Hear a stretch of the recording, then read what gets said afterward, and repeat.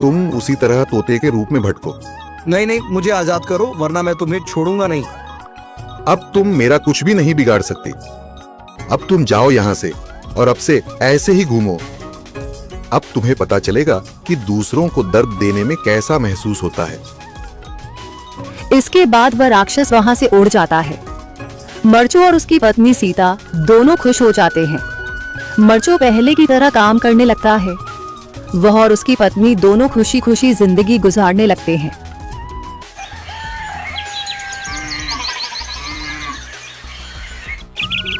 मरचू जंगल से लकड़ियां काटकर बाजार में बेचने गया, लेकिन उसे लकड़ियों के अच्छे दाम नहीं मिले। इस पर मरचू ने कहा, अरे भैया, इतने कम पैसे? इन पैसों में तो 2 वक्त का खाना भी नहीं मिलेगा। आप मुझे बहुत ही कम पैसे देते हैं। मैं इतनी मेहनत से लकड़ियां काट कर आता हूँ, लेकिन उनके पैसे मुझे बहुत कम मिलते हैं।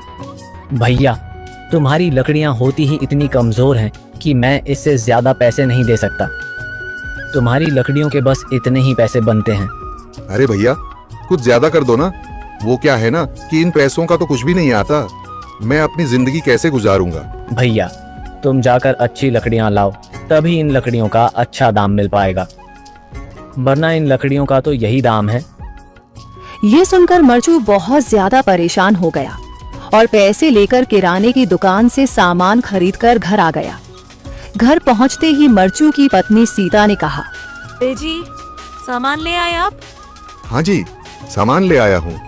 सीता के चेहरे पर खुशी छा जाती है, लेकिन जब उसने सामान देखा, जी, इसमें तो बहुत थोड़ा सामान है। हाँ सीता, मुझे पता है कि यह सामान बहुत थोड़ा है, लेकिन मैं क्या करूँ? मेरे पास जितने पैसे थे मैं उतने का ही सामान लेकर आ गया हूँ। इस तरह हमारा गुजारा कैसे हो पाएगा जी? आपको तो पता ही है कि हम कितनी मुश्किलों से गुजारा करते हैं। हाँ हाँ, मुझे पता है, लेकिन मैं कर भी क्या सकता हूँ? मेरे पास इतने पैसे ही नहीं कि हम एक अच्छी जिंदगी गुजार सकें। इतनी मेहनत कर रहा हूँ, लेकिन फिर भी मेहनत का फल नहीं मिल रहा। इतनी मेहनत से अच्छी लकड़ी काट कर आता हूँ, लेकिन मुनासिब दाम नहीं मिलता। मैं तो बहुत परेशान हूँ। क्या करूँ? कहाँ जाऊँ? अरे जी, आप परेशान न हो, आप कोई और काम देख लें। मैंने कई बार काम तलाशने की कोशिश की, पर किसी ने भी मुझे काम नहीं दिया। ये सुनकर सीता भी काफी ज्यादा परेशान हो गई। मरचू से सीता की परेशानी नहीं देखी गई। उसने अपनी पत्नी सीता से कहा, मैं फिर से जंगल की ओर जा रहा हूँ।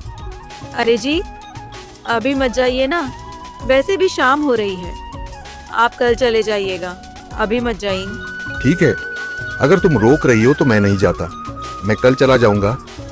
इसके बाद मरचू गांव में घूमने के लिए चला गया।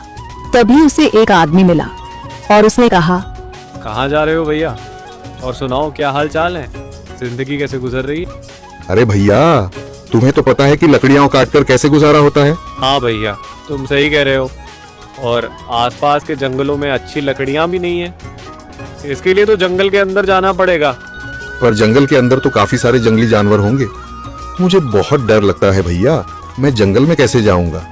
हाँ भैया, जंगली जानवर तो होंगे, लेकिन अच्छी लकड़ियां तो वहीं से ही मिलेंगी। ये सुनकर मरचू बहुत ज्यादा परेशान हो गया, लेकिन वह आदमी बिल्कुल ठीक कह रहा था।